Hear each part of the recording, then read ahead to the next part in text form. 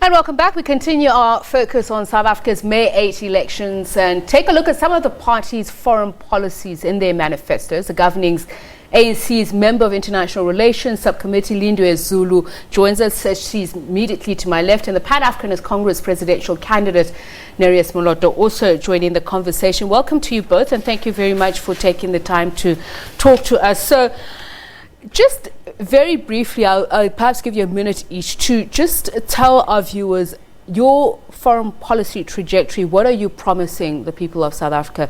Ms. Zulu, we'll start with you. Yes, we looking at the experiences of the past 25 years and want to improve on what we've been able to do in developing our foreign policy. Definitely we'll be looking at our national interests so that we make sure that our foreign policy responds to the needs of South Africans, be it political, be it economical or social. And therefore our foreign policy, we've said it over and over, it always predicates and depends on what the Freedom Charter has always taught us, that there shall be peace and friendship, and therefore that peace and friendship is not only just for South Africa, it's for the SADC region, firstly, the continent, and globally. And therefore what we'll be doing is to make sure that we improve and increase our influence as South Africa to the rest of the world. As your name says, Mr. Moloto, obviously Pan-Africanist in nature, but what are the salient points of what you're suggesting in that policy manifesto? Well, we subscribe that South Africa cannot stand alone. It's part of the integral Africa, one Africa, and we want to see an integrated Africa, and South Africa taking a lead in rebuilding that. That outlook has been clearly projected by the founders of Africa in 1963. The political trajectory has been clearly outlined. I think the biggest challenge which we believe South Africa need to lead going forward is economic. I think we need to begin to focus exactly where the founding fathers of Africa wanted us to see, where Africa economy is dominant, because Africa is rich. Unfortunately, its people are poor. And one of the things that Africa is rich in is land. And obviously you can't talk about economic development and growth without the issue of land. We've seen the recent decision saying that Zimbabwe has to start paying compensation to thousands of white farmers who lost their land under the land policies of former President Robert Mugabe. Perhaps let me start with you, Ms. Zulu, your reaction to that, and how do you foresee that impacting on our trajectory in dealing with land and expropriation thereof without compensation? Well, land has to be returned back to the rightful owners, and that is the majority of black people, whether it's in Zimbabwe or in South Africa or anywhere else. The well-being of people in any country depends on that land. But obviously that land, it must be land that is to be able to be used, the land that must be utilized, a land that will benefit. That's why as the African National Congress we said land must be returned back to its people, but we must also just make sure that it's properly done in such a way that it does not disturb the production, while at the same time you argue, well, when it belongs to black people, does that mean that black people are not going to be capable of production? They are capable of production, they just need the support that government and the private sector must help them with. Zimbabwe has gone through what it has gone through. They're trying to address some of the challenges of how the land was taken away, but also we can't run away from the fact that they're also under pressure. There's certain things that whether they did it in the past and now, they have to reverse certain things because they belong to a broader world. They need investors, they need people to feel that there's comfort in the policies of Zimbabwe. And though we say there's lessons also for us as South Africa, we saw the lessons when violence, for instance, is used to take away the land and there's no proper planning.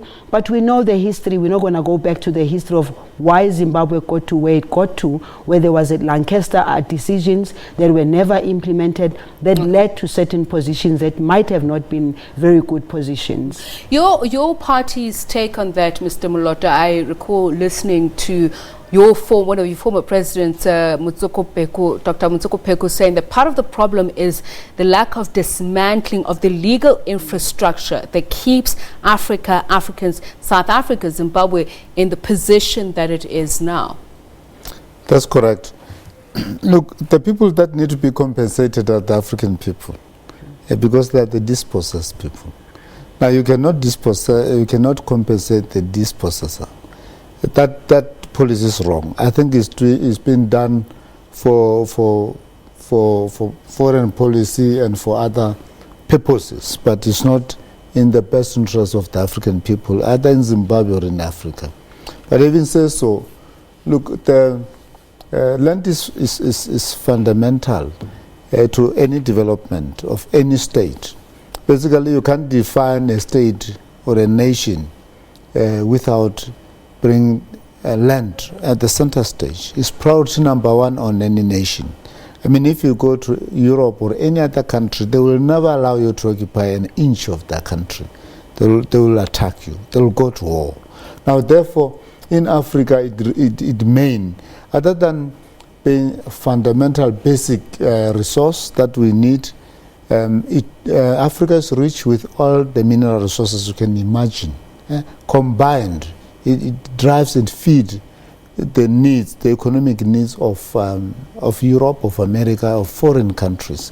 Now, therefore, as PAC, we are saying Africa must begin to feed itself, must begin to shape itself so that it can play as equal in the international community. Just having said that, I know the ANC does say that it notes the growth of intra-regional blocks, especially in terms of regional trade and economic growth. But part of the problem is that of protectionism, especially in the north, which is hurting Africa as a region. How do you approach that while being part of that global community, as you speak about, Ms. Zulu, and be sensitive to what investors want? Yes, the issue here, I think we've gone a long way as a region in terms of ensuring that we implement our policies as SADC towards regional integration.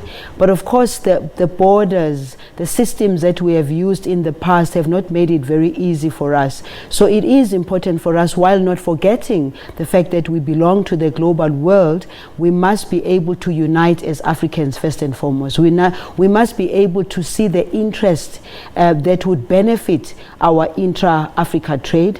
And SADC, for instance, as a region, we must have leadership in all these countries that is appreciative of the fact that they're leading masses who are not looking for anything else but development.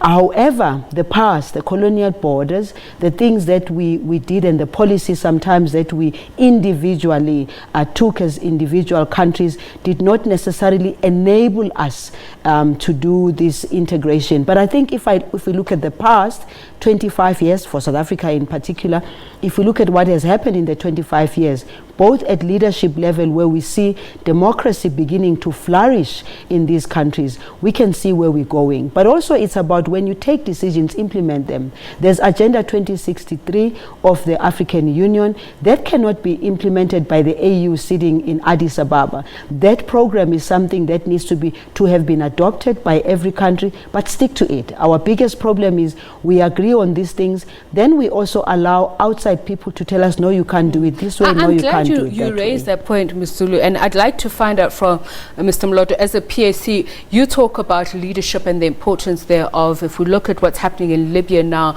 the decisions that have been taken, which South Africa has been part of as a government, but as a governing party, the ANC would have had to weigh in on the steps to be taken. Has it been adequate? Has it been progressive? Has it taken us to a point where, as a regional community, we can say we're enjoying sovereignty? Look, the purpose, what the founding fathers of Africa wanted to see is the total integration, to total unity of Africa as a state, so that it could be able to combine its resources and feed its people.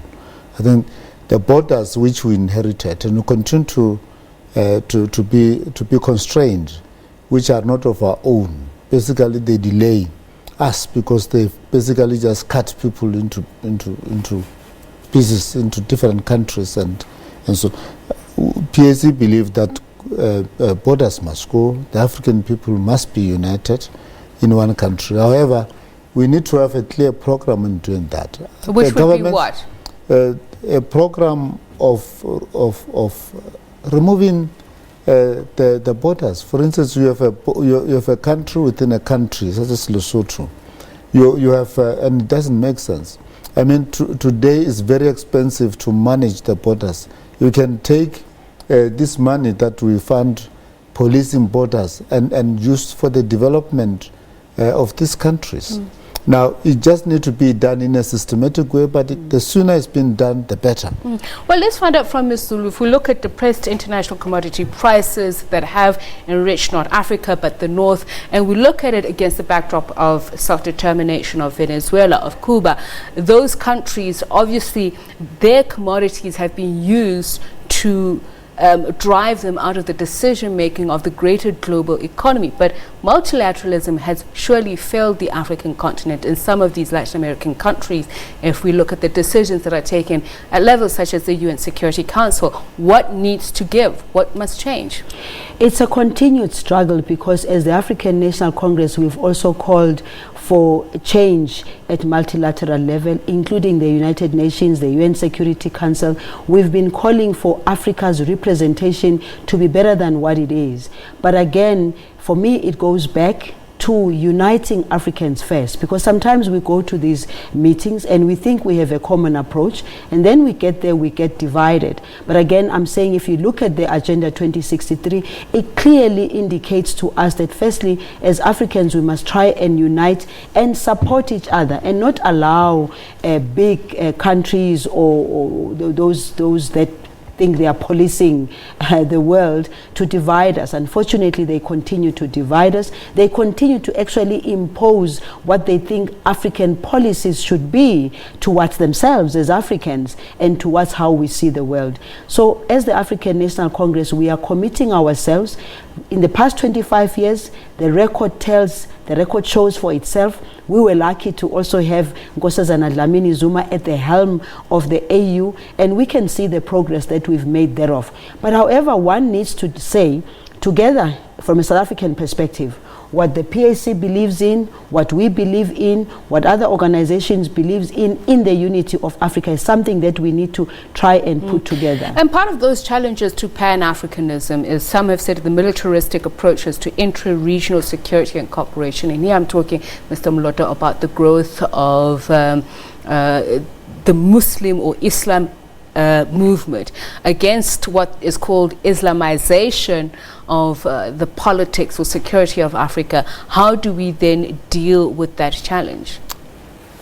The challenge of religion and some of its features, which seems to take a political direction, I think will continue to be a challenge of Africa as long as it's not united. But we have seen that in many countries where those two religions are predominant, like Tanzania and the like, they were able to manage them, because what is key is the national interest and the African interest. I think as long as the agenda to develop the economy and the people of Africa, and everybody, irrespective of his religious belief, support and drive the interests of the nation, we will have those religious, in some area, fanatics. Others think that they can able to, through religion, drive certain agendas and programs which are dangerous to the future of the continent. That should not be allowed. So just a final one, I'd like you to reflect on this, because we will be looking at the role of the youth in elections next week. Part of the problem has been, and the criticism against Africa, is the median age of the leadership. We have ongoing protests of what is seen as oppressive leaders. I'm looking at the situation in Sudan at the moment, where there's been widespread protests. How do we tackle that as a continent? Ms. Zulu? I think we need to appreciate and understand that the future lies amongst young people.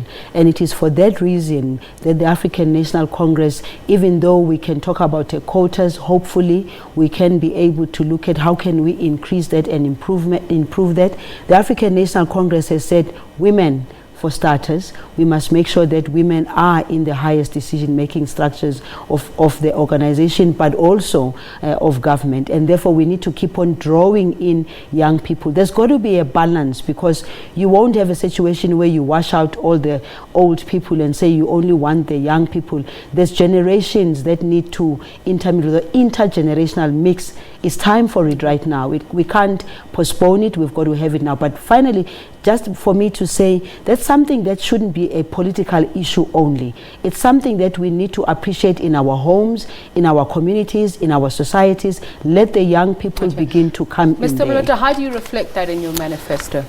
Very briefly. Well, we recognize that the future of any country is in its youth, and the youth need to be developed. Now, the PAC has committed itself to create a youth ministry to nurture the talents and to mentor them into the future. We do not want to promise youth jobs while we do not have factory, but we believe we can lead them into creating projects which are which are aimed at social and economic development. Right.